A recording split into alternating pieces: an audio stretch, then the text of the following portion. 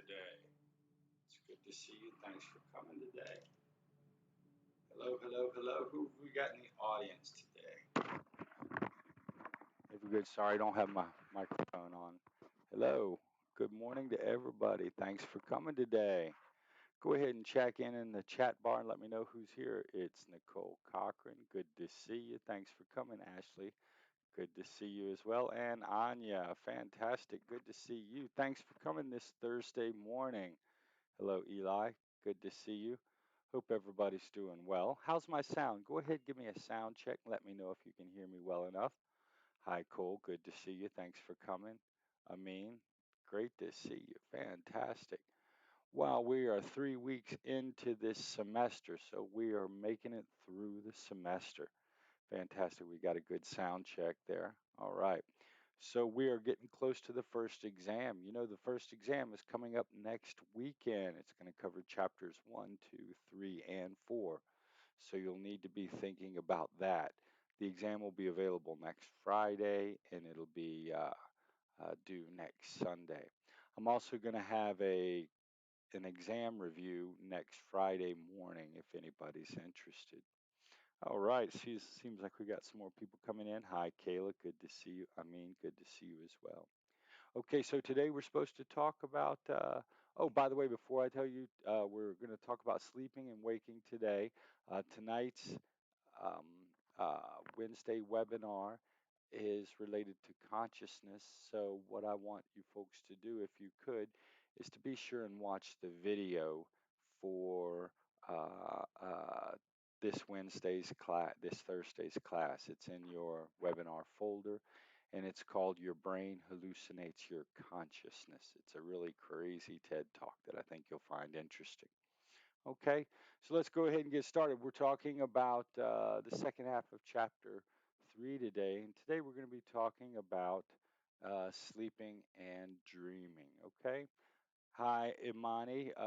I just told everybody about the webinar that's happening tonight. I think you were there on Tuesday already, uh, but you can tell everybody that you saw some cool videos and had some fun maybe. All right, so today we're going to talk about circadian rhythms, how they're controlled by your brain. We're going to talk about the sleep cycle, the activity that your brain, electrical activity that your brain generates while you're sleeping. We're going to talk about one specific type of sleep, the REM sleep, and then we're going to talk about sleep disorders. Okay, so we've got several things to cover today. Let's go ahead and get started. So, you are a rhythmic character. We are all rhythmic characters. Before I get started, I see Brian Wilson has a question here.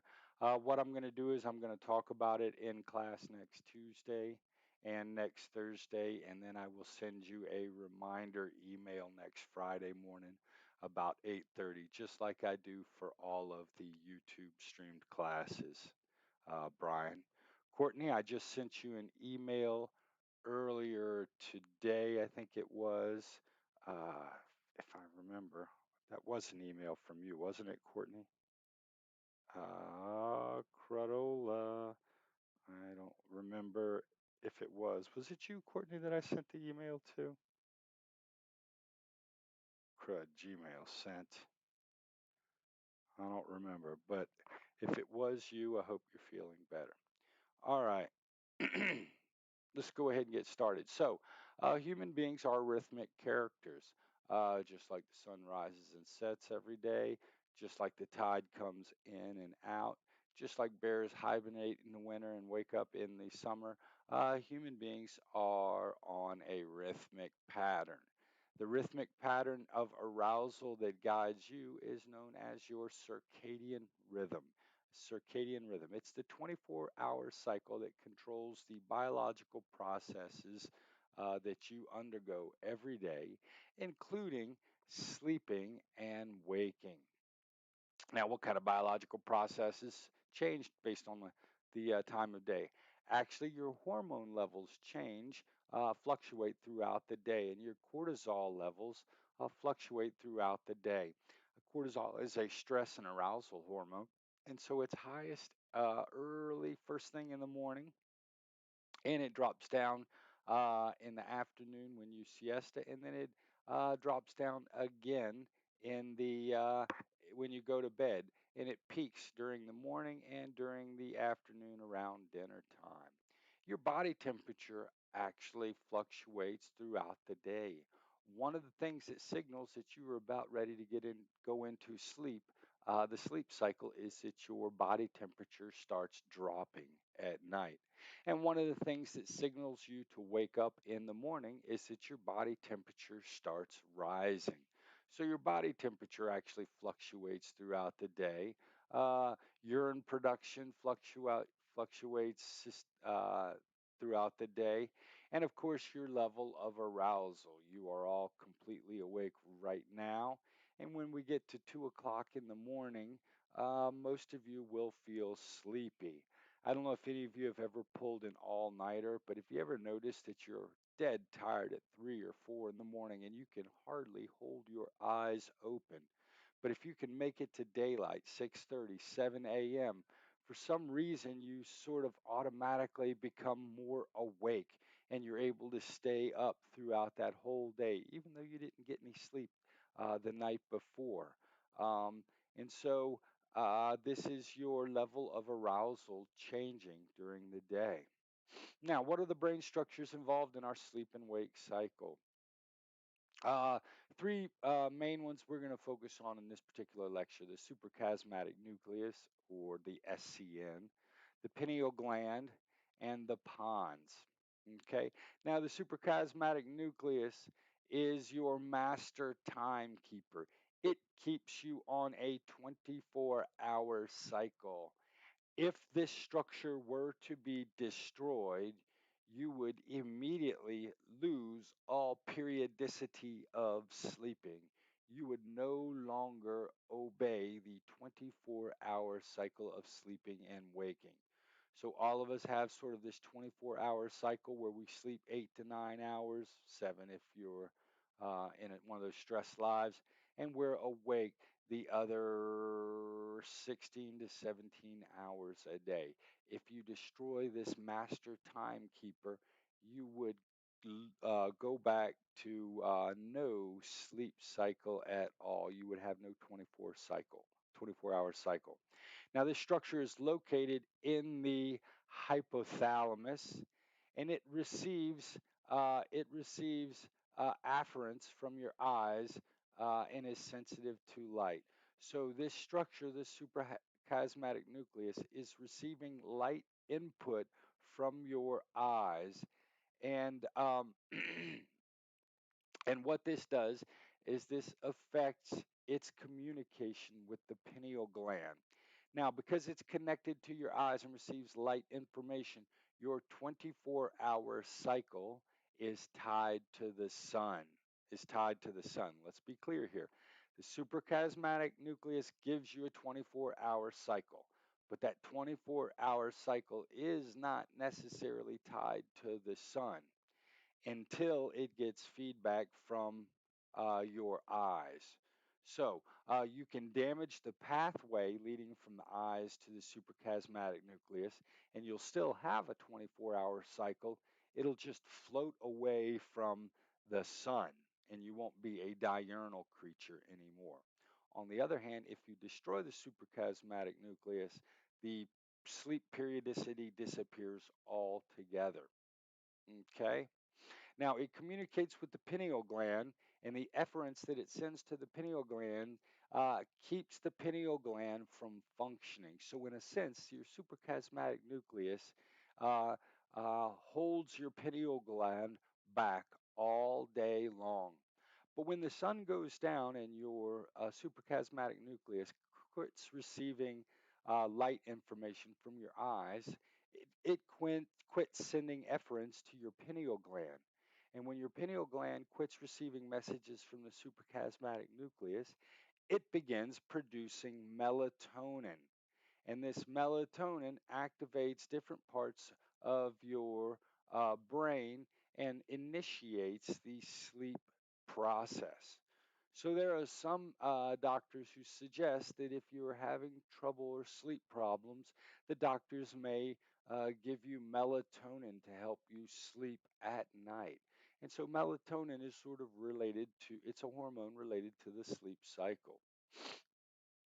All right, and then your pons, which we talked about earlier, I guess last week in biopsychology, is very important for relaxing your muscles during REM sleep. Have any of you ever woken up out of a sleep and felt paralyzed? Anybody ever experienced sleep paralysis before? When you wake up and you can't move your body for just a second. Okay? If you've ever had that experience, what's happened is you've woken up in the middle of REM sleep and your pons is still relaxing your muscles for just a second. And it takes a moment for the pons to quit relaxing your muscles. And so you wake up feeling as if you can't move. Yes, it is a little terrifying. What your pons does is it paralyzes, in a sense, makes your muscles go flaccid. It paralyzes your body when you dream, because when you dream, you're actually having the conscious sensory stimulation of being chased by that dragon or that bad person or being falling out of an airplane. And your body's natural reaction would be to respond with movement. And so your pons actually paralyzes you so that you don't thrash about when you're dreaming. Looks like we've got a couple of uh, uh, not sleep paralysis people here, Nicole and uh, and Eli. Yes, it does. It does feel weird when you're paralyzed like that. You've probably noticed it doesn't last very long, does it? Right? All right. So these are sort of the brain structures that I want you to know for sleep. Do you know if this happens with dogs as well? I would assume that since dogs have sort of the same sleep structures and process, it probably does happen with them as well. Have any of you ever noticed that your dog thrashes about sometimes when they sleep? Exactly. Okay, Melody. There you go. I was just getting ready to point that out. You know what? Sometimes the pons doesn't paralyze you during REM sleep, and when this does happen, you'll notice that you kick or thrash about, or your dog may try to run while he's sleeping. Absolutely, Melody. And this is sort of happens when the pons, actually, it's a spot in the pons called the locus ceruleus, the blue spot, but I don't want you to necessarily worry about that for this exam.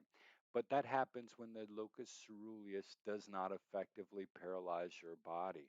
That's a really good thing to bring up, Melody. Thank you for that observation. Okay, now Nazi scientist Hans Berger invented the electroencephalogram, the EEG, in the early 30s. Hans had what he thought was a psychic event when he was a child, and he grew up always wanting to invent a machine to measure psychic activity. Psychic activity. Now, he did not invent a way to measure psychic activity, but the machine he did invent, the EEG, um, turned out to measure the brain activity, the electrical activity that occurs in your brain. And it's kind of odd. Nobody realized at that point that the brain generated electricity, and more importantly, that this electricity uh, uh, changed based upon what you were doing. So the crazy thing is, he invented this machine, and he measured people's brain activity who were doing nothing, and he found that the brain generated a specific kind of electrical activity. He named alpha waves because it was alpha waves, A for alpha. And he thought that that was the only kind of brain activity, that electrical activity that occurred in brains.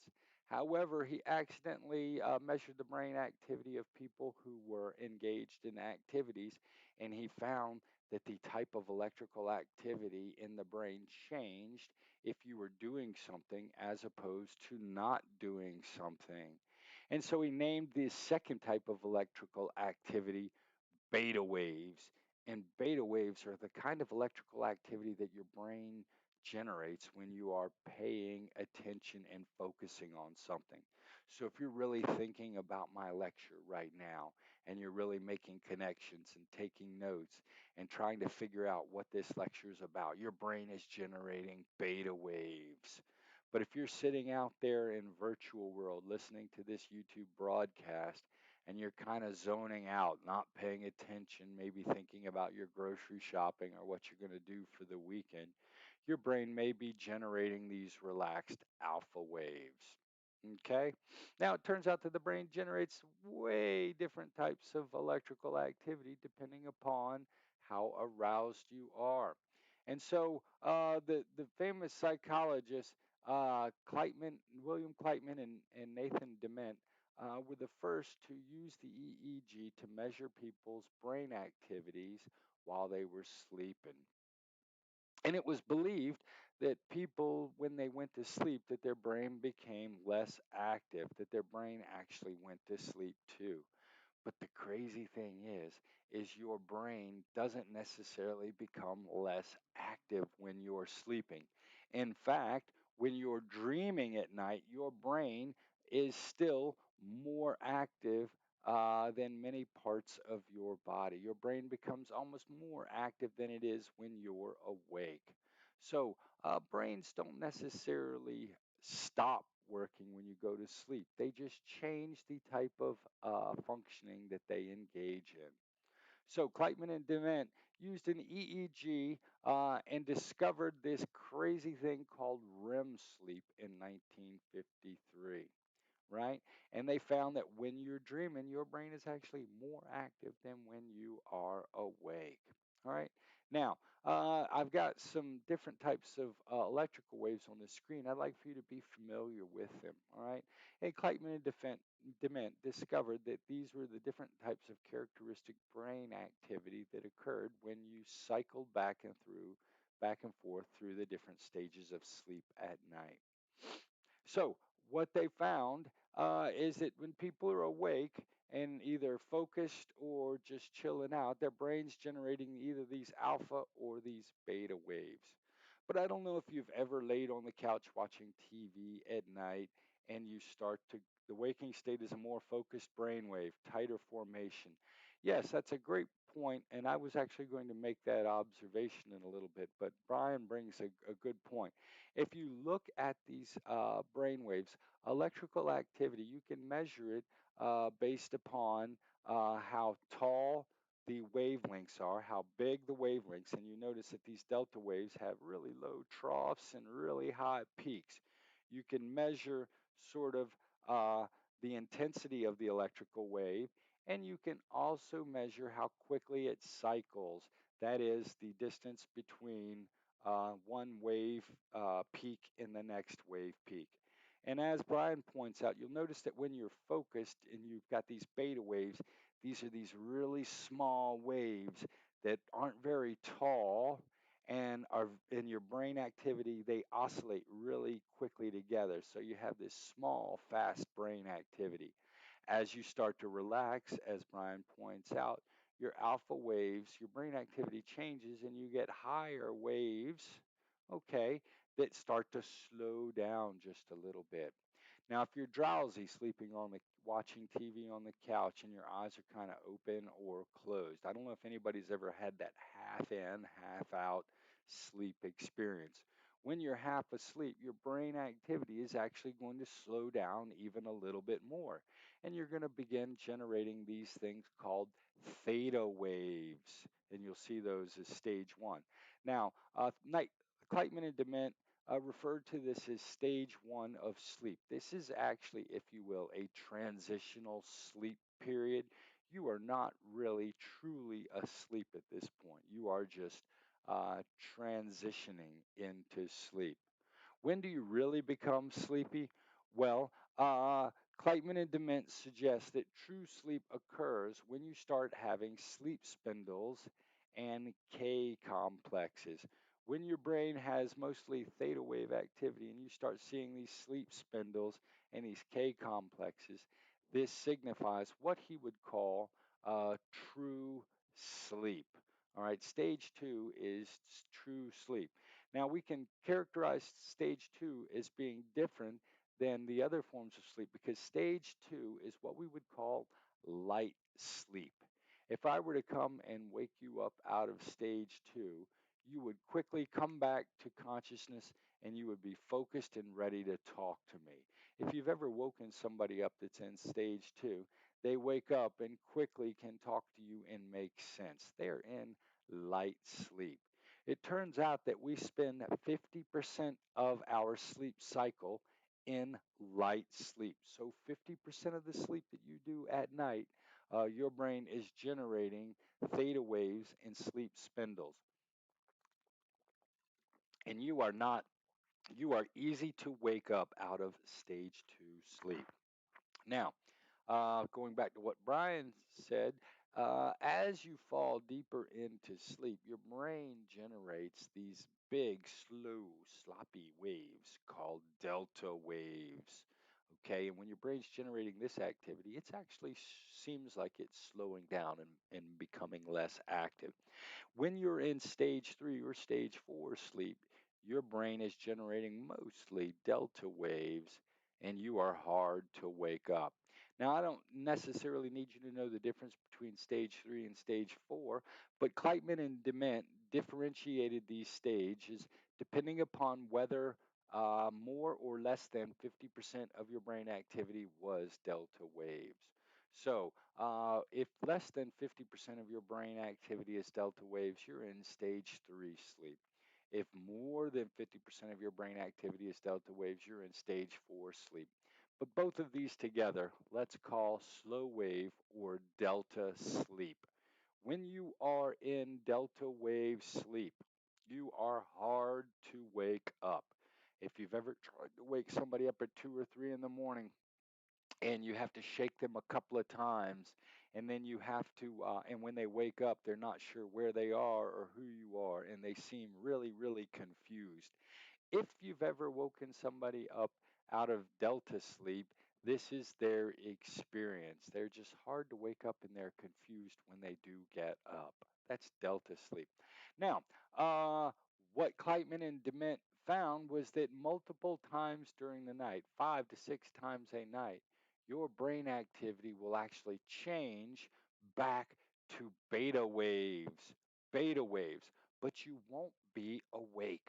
So your brain will actually be acting as if you were completely awake.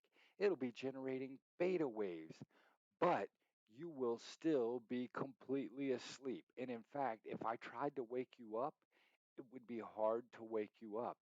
If you did wake up, you would be confused about where you were.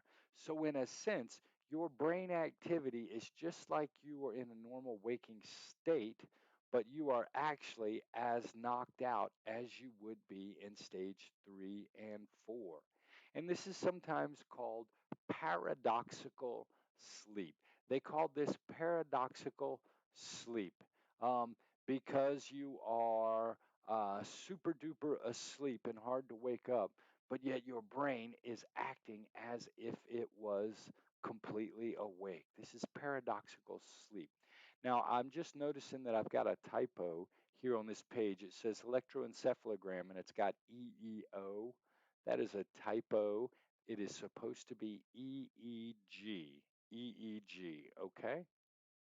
So these is the different types of electrical activity that occurs as you sleep during the night. You've got the transition stage with just theta waves.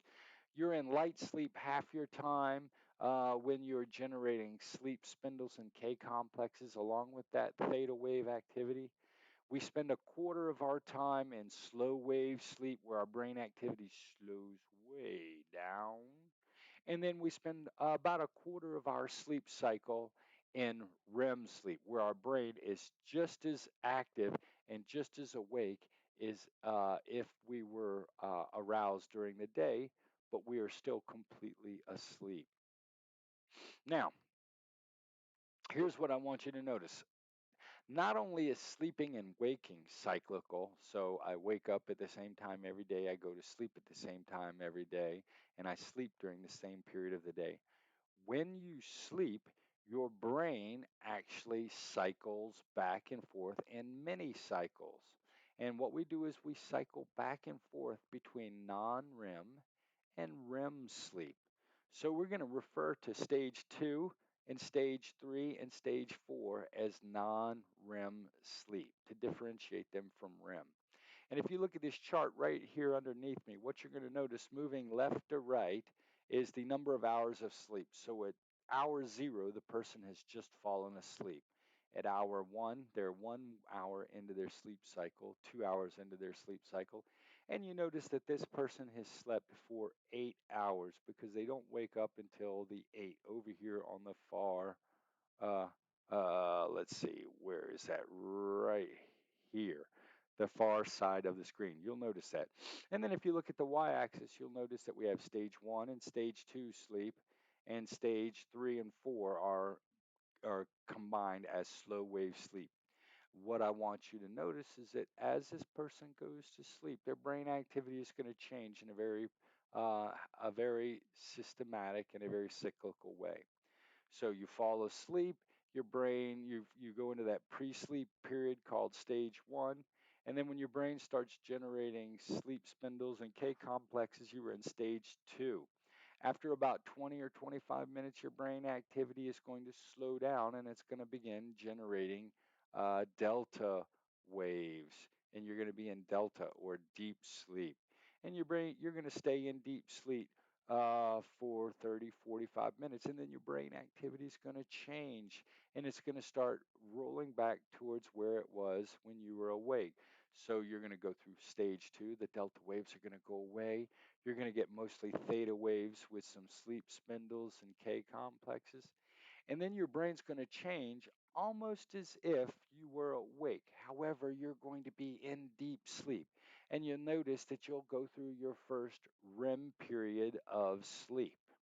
And after you do that, your brain's going to activity is going to change again, and the beta waves are going to go away, and theta waves and K complexes and sleep spindles are going to come back. They're going to stay for a while, and then you're going to go back into deep sleep. And what I want you to notice is that this person cycles back and forth between deep sleep and REM sleep 1, 2, 3, 4, 5 times during the night. So, as we sleep during the night, our brain activity is going to flip flop back between non REM deep sleep and REM sleep 5 to 6 times during the night. Right? Now, here's what I want you to know about this graph 50% of your sleep cycle is going to be spent in light sleep. 50% of your sleep time is going to be in stage 2. Now, I want you to notice that we go deepest into slow wave sleep and we spend the most amount of time in slow wave sleep early in our sleep cycle. So you notice this person goes to sleep and they have a big deep sleep at hour 1.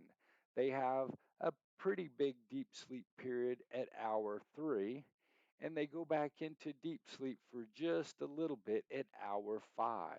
And then you'll notice that although they are cycling between REM and non REM sleep, they don't go back into deep sleep later in the sleep cycle. We get our deepest sleep during the first part of the sleep cycle.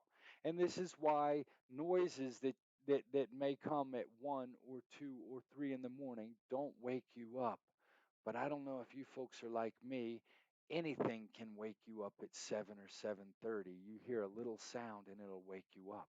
And that's because you're not in deep sleep and it's easier to wake you up. So we get most of our deep sleep early in the sleep period. Now, what that means is we get our REM sleep, we get more of that later in the sleep cycle. Now, how do you know that you've been dreaming? You wake up in the middle of a REM period. If any of you have ever had the experience of dreaming, you have woken up in the middle of a REM cycle. If you wake up in the middle of deep sleep or in the middle of stage 2 sleep, you won't remember a dream. That's because you weren't dreaming. So you're dreaming mostly just during your REM sleep, and when you wake up, you're going to remember that you were dreaming. You're like, wow, I had this crazy dream. That's because you happen to wake up during a REM cycle.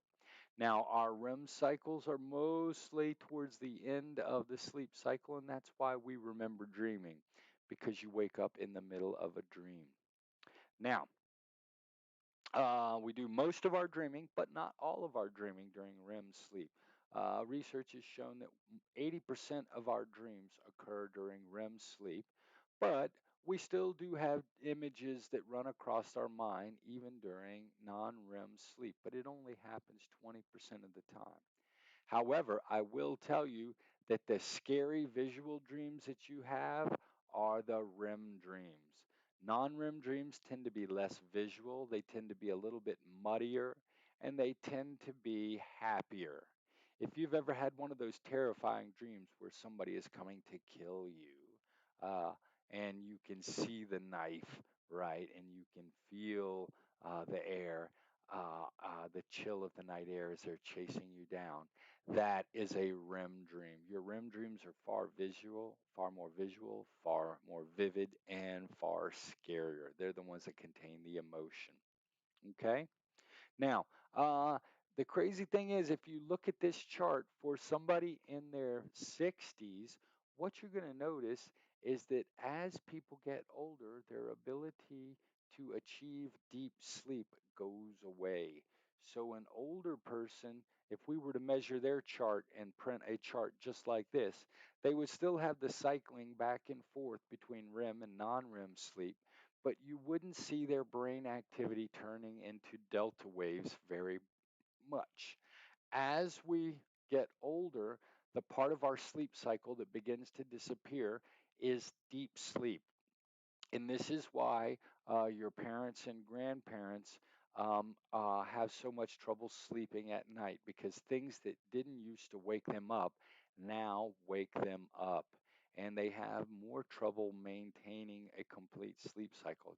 50% of the people my age and older are going to have some sort of sleep complaint. So you lose your ability to get into deep sleep as you uh, move into middle and late adulthood. We cycle back and forth between REM and non REM sleep about 5 or 6 times a night. Now, one thing I do want to point out to you is this concept called REM rebound.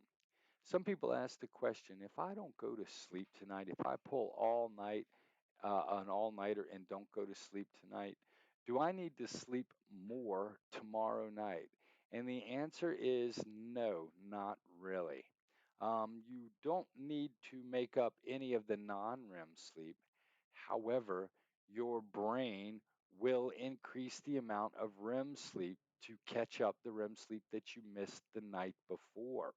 Okay, so if you pull an all-nighter and don't go to sleep, instead and wait till the next night to go to sleep, uh, you you uh, you won't necessarily have to sleep 12 or 13 or 16 hours, but you'll go from 2 hours of dreaming to 3 hours of dreaming for that night, and your brain will try to catch up over the next couple of days the REM sleep that you missed. And this increasing of the REM sleep to catch up the amount of REM sleep that you missed is referred to as REM rebound. Now, they've actually done experiments where they keep people up several days, and what we'll find is if you don't get REM sleep long enough, you will fall into sleep. When you fall into sleep, you will fall directly into REM sleep. You will fall directly into REM sleep. So if you keep somebody from getting REM sleep long enough, when they finally do go to sleep, they'll go straight into REM sleep. All right. Will it still be 5 to 6 cycles, just longer duration? Absolutely. Absolutely. You know what? It might be 7 cycles, Brian. It might only be 4 cycles. These are sort of the average number of cycles that people go through. But yes, they will be longer, of longer duration. Absolutely. Now, the crazy thing during REM sleep is that our brain is actually just as awake, if not more awake, than it is when we are consciously awake during the day. So our brain and body activity changes when we go into REM sleep. So when we go into REM sleep at night, our frontal lobe activity is depressed. Now, your frontal lobe is responsible for reasoning, planning, and impulse control. So if you've ever noticed, when you dream at night, you dream about crazy things that don't make sense. And you're very emotional in these crazy dreams. And you do things that you would never do in your waking hours. And this is because your frontal lobe, the part of your brain that gives control and reason and logic to your behavior, is not active. And that's why your dreams are so crazy. Now, what parts of your brain are more active? Your amygdala, your fear center is more active. And that's why dreams are so scary most of the time. Your REM dreams are so scary or sad or just have so much emotional content. Now, your pons, as I'll show you down here on your brain stem, paralyzes you. Okay, that's responsible for paralyzing you while you sleep.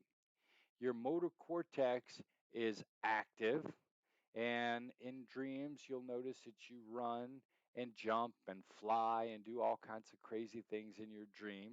That's your motor cortex being active. And then your visual cortex and visual association cortexes are more active. And this is why you have crazy images together. I don't know if any of you have ever been swimming in a lake full of chocolate, or maybe you're paddling on an alligator, or maybe just crazy images come together in your dreams. These things all sort of come together at night and create these different crazy images. So if you remember, I suggested to you that we have localization, different areas doing things, and then we have connections between those areas. So different areas of your brain are being active, but these areas are engaging in activity not really related to reality. Your brain is just being active. And then your mind tries to knit all these different things together. And so, because your amygdala is active, your brain thinks you must be afraid. Because your visual association areas are working, you're putting a shoe and an alligator together. And because your motor cortex is active, you're running. And then your brain tries to put all three of those things together, and it's an alligator chasing you with a shoe, and you're running, and you're very afraid. Okay. Brian actually tripped over his cat last night in his dream. Wow. I've noticed that I dream of, Nicole says she dreams of doing most daily activities except for reading or telling time. Wow, that's a very interesting observation.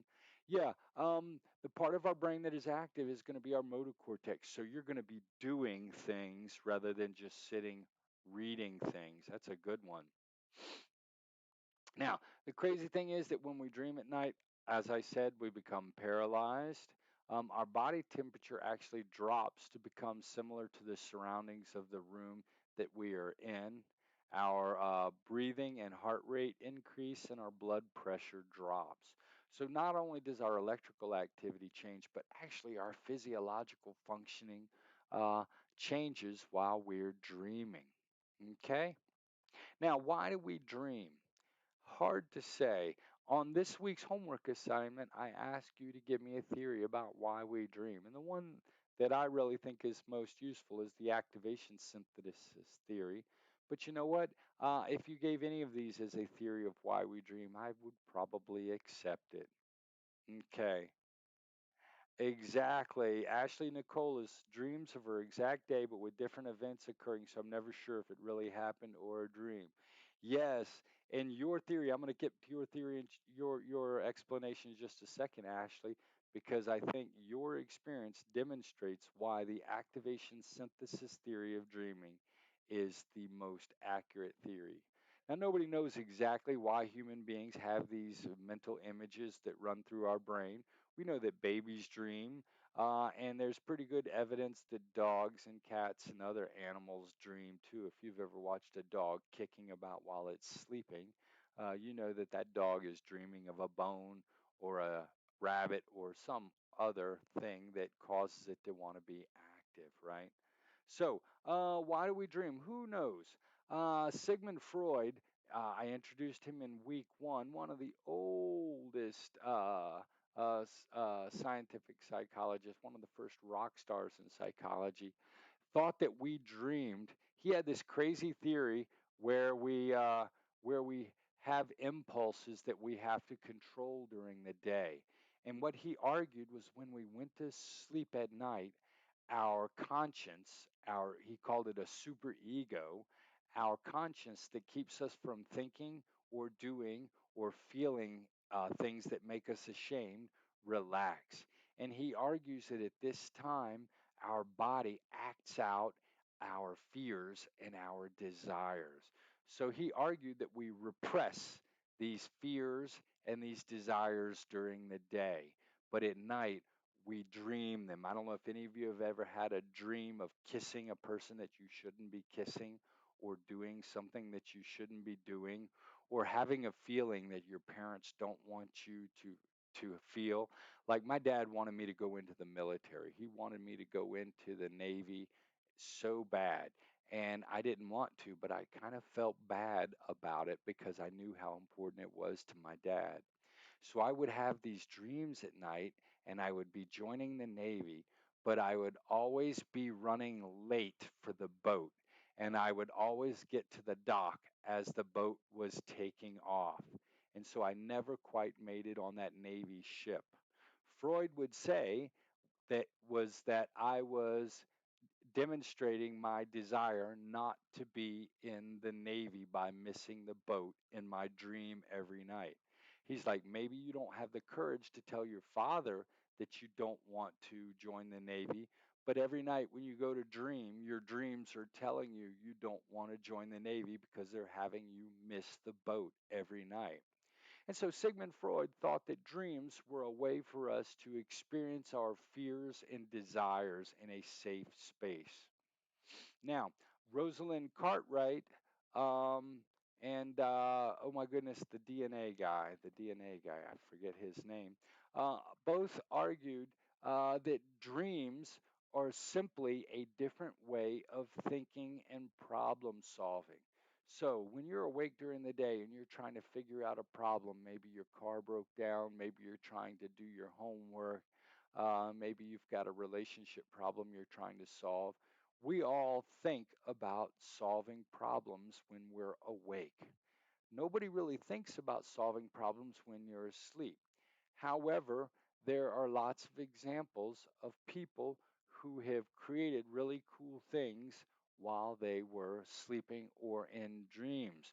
So, for example, I forget the gentleman's name who wrote Dr. Jekyll and Mr. Hyde, but apparently he had a dream about that book, and the plot for that book came to him in a dream.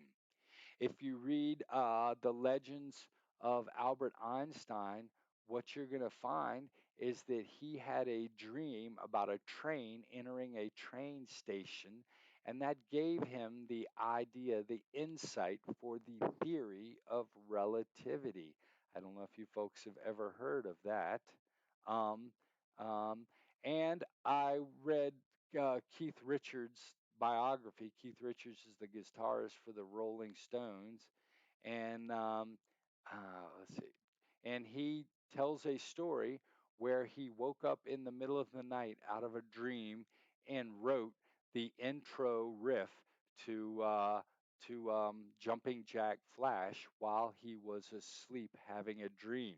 He turned on his tape recorder, played a couple of bars of the song, and then fell back asleep. He said he woke up the next morning and saw that his tape recorder had been going all night, and he didn't know why. So he rewound it all the way back to the beginning and heard the opening riff to Jumping Jack Flash, which he had thought of in his dream. How would this offer any evolutionary value? That's a very good question, Brian. Um, Problems are difficult to solve, and in fact, when we get to problem solving, I'm going to talk about functional fixedness. And sometimes we can't see the easy answer because we've been looking at a problem one way, and we can't seem to sort of put it down and think about it from a different angle. The idea here is that uh, this is a different way of thinking and problem solving, and might give you a new and different way to solve problems. These are just theories, and this might not necessarily be the best theory of why we dream. In fact, what I think is really the best theory of why we dream is probably the activation synthesis theory of dreaming. Basically, dream is neurological garbage that your brain tries to put away. So, Ashley Nicole in the chat bar talks about having dreams that usually relate to the day that she has had, but they're sort of different situations. So, her dreams are sort of about her experiences, but sort of not about her experiences. Okay, so the activation synthesis theory of dreaming says that dreams are basically a result of the brain's attempt to make sense of random activity. Now, if you did watch the TED Talk that I asked you to watch, Your Brain Hallucinates Your Consciousness, what that gentleman, Anil Seth, is talking about is different parts of your brain are activated by the environment, and then your brain tries to put them together to create a meaningful idea of what's going on in your world. So you hear the beeps, uh, you see the cars, you feel the sunshine, and you realize to yourself that you are standing outside in the road on a sunny day. And that's because you can hear the cars, you can see the cars, and you can feel the sun and the pavement. So, in a sense, your brain is putting together all these different sensory experiences and telling you where you are. That's the hallucination part of consciousness. Now, what I believe and what the activation synthesis theory says is that when you're sleeping at night, these different parts of your brain are becoming active when during dreaming, but they are creating images that don't necessarily go together. Because you're sleeping, if you're dreaming of cars, it's not because you're experiencing them. It's just because the car neurons in your brain are becoming active. So here's the deal. Let me give you a story. Let's say I was at school today and I was buying a Snickers bar at the vending machine. And as I was buying a Snickers bar at the vending machine, my friend Carl comes by and says, "Hey, we're all going whitewater rafting tonight.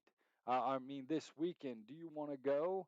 And I tell Carl, "Yes, I'd love to. Give me a call tomorrow and we'll organize it."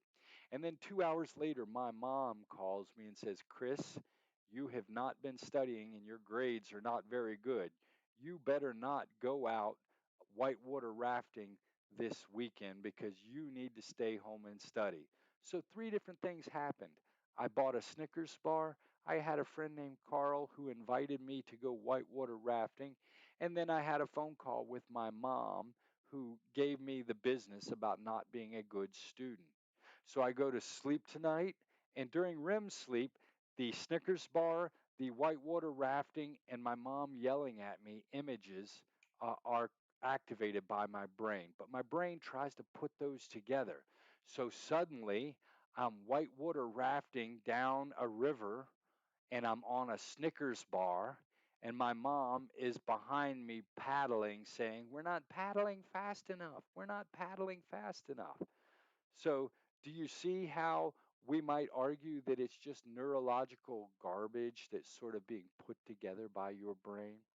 So why, and Brian would still throw out the question, why is that off? Why would that offer any evolutionary value?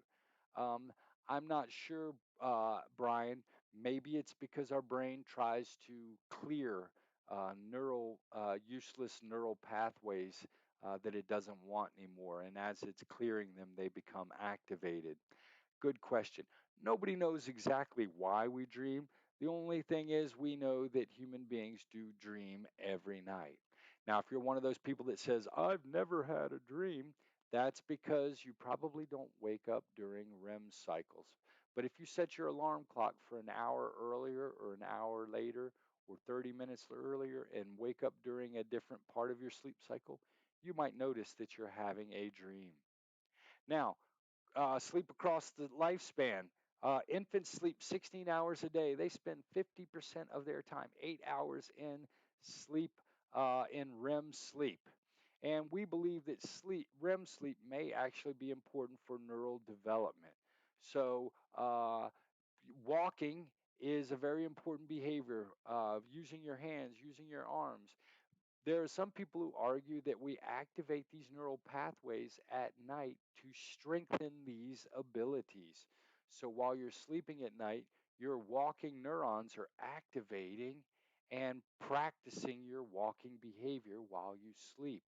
Now, we know that if you disrupt someone's REM sleep, they don't do as well on memory tests. We know that kids seem to have spikes in REM sleep activity around developmentally important events like learning how to talk, learning how to walk. And so we believe that REM sleep is important for neural development. And that's why infants, they're learning so much. They spend so much time in REM sleep at night. Now, REM sleep decreases from 12 hours in early childhood to 8 in late adolescence. And that's when you get into what we might call your adult sleep pattern, sleeping around 8 hours a night. And we engage in our adult REM sleep cycle too, spending about 25% of our time in REM sleep. Now, as you move into adulthood, middle age, you're actually going to see even a little dip in your sleep as you move into your 50s and 60s. So, whereas you used to need 7 or 8 hours of sleep a night, you may find that you only need 5 or 6 hours of sleep as you're in your 50s or 60s. As I suggested to you, deep sleep, delta sleep, begins to disappear in your late 50s and you don't sleep as deeply at night. You're still getting the same amount of REM sleep, but your deep sleep is disappearing and is taken up by light sleep. And you know what? Half of all adults 50 and over will report some sort of sleep disturbance. Okay, and finally, sleep disorders. Sleep disturbance is a common feature in many psych disorders. When we talk about psychological disorders in chapter 14 and 15, what you're going to find is one of the characteristics of almost every psychological disorder is a disruption of your sleeping. Sleeping too much, not sleeping enough, having difficulty getting to sleep or maintaining sleep. They're all characteristics. These are all potential characteristics of people with psychological disorders. Now, 12 to 20% of the adults will experience insomnia. This is difficulty going to sleep or difficulty maintaining sleep. People who are depressed typically are going to have and may have insomnia. One of the major causes of sleep is worrying about sleep. So some people, they have a couple of bad nights of sleeping. They start thinking about, am I going to be able to get to sleep? And worrying about sleep actually keeps the problem going. Now, you can take drugs to help you get to sleep, but most of these sleep aids are going to be highly addictive and lose their efficacy. So really, it's better not to use sleep aids if you can.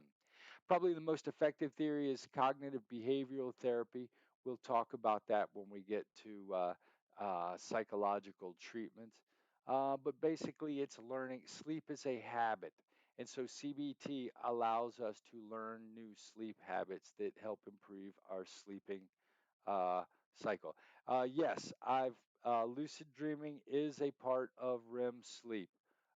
It does occur when you would be having these dreams. Some people with lucid sleepers, they're aware that they're dreaming and they can actually control their dream, where most of us don't feel like we can control our dream. Lucid dreamers think that they can control their dreams. Now, sleep apnea is actually a breathing problem. You have a circuit in your medulla that wakes you up when your oxygen levels are low. So if you have an obstruction in your throat, being overweight can cause sleep apnea. It happens more often in older folks. When you have sleep apnea, your throat closes and you don't get quite enough oxygen. And what happens is your medulla notices your oxygen level drops too low. It causes you to take a big gasp of air and wake up for a moment. But you wake up so quickly and go back to sleep so quickly that you don't even know you've been awake. And what happens is you may wake up 20, 30, 50, 200 times a night because of low oxygen levels, but you aren't aware of it. So it keeps you from getting your full amount of deep sleep and your full amount of REM sleep. And so people with sleep apnea often wake up feeling really sleepy and beat down in the morning. And so what we need to do is to fix that, you shove air down the person's throat past the obstruction, and that causes them not to wake up during the night. Some of you have probably heard of a CPAP machine. A CPAP machine. Basically, it's a breathing machine where it just forces air down your throat past your obstructions so that you can sleep during the night. Now, you can go have surgery if you want. And they also say that if you have sleep apnea and you're a little bit overweight, losing weight might actually help. But basically, sleep apnea is lack of oxygen keeping you awake at night. Now, there's another disorder called narcolepsy. Narcolepsy is really crazy. When you go to sleep at night, your brain does not cycle back and forth like it typically does. Delta sleep, light sleep, REM sleep, light sleep, delta sleep, REM sleep. It doesn't do that. Your brain doesn't show this periodicity and it doesn't get into REM sleep. So, what happens for people with narcolepsy is that at odd times during the day, their brain will just automatically slip into REM sleep. So just imagine yourself walking around and you sit down, and all of a sudden your brain falls into REM sleep. A, you lose consciousness, and B, because your body is paralyzed while you are dreaming, you lose muscle tone, and you may fall to the ground and just and lose sleep. In fact, I've got a video of a fellow with narcolepsy, D-Dawd, the sleepy man they call him. He actually has to wear a helmet during the day because whenever something funny happens or he has emotion seems to kick off narcolepsy. And every time something funny happens, he'll laugh, but then he immediately fall asleep and fall down on the ground. And he may sleep for 30 seconds. He may sleep for 10 minutes with a narcoleptic fit. And so with narcolepsy, your brain activity doesn't happen normally.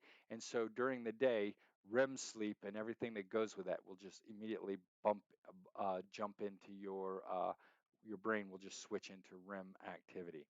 REM behavioral disorder, some people's locus coeruleus doesn't paralyze them while they sleep, so they thrash about and hurt themselves and their partner while they're sleeping because they act out their dreams. And so people with REM behavioral disorder, RBD, often take drugs to help, or there's medications that help people with RBD. And the final thing is I want to mention real quickly sleepwalking and sleep talking. Very common in kids, not as common in adults, but still happens. Sleepwalking and sleep talking does not happen during REM sleep. It actually happens during delta sleep.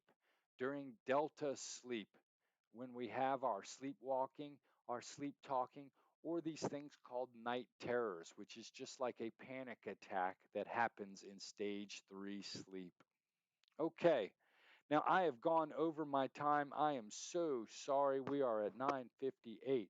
I hope you learned some interesting information about sleep today. Don't forget, we are having a webinar tonight at 7 p.m. Our webinar is at 7 p.m. tonight. You can do the discussion board or you can come to the webinar at 7 p.m. Does anybody have any questions before I sign off for the day? Anybody have any questions? Okay, good question. Brian, thanks for your questions today. Good question. Nicole, thank you very much for your comments. I really appreciate everybody participating today in the lecture. Thanks for the lecture. Have a good day. Okay, Sandra's telling me that we are all good. All right, folks, y'all have a great day, and I hope to see you tonight at 7 p.m. Until then, take care.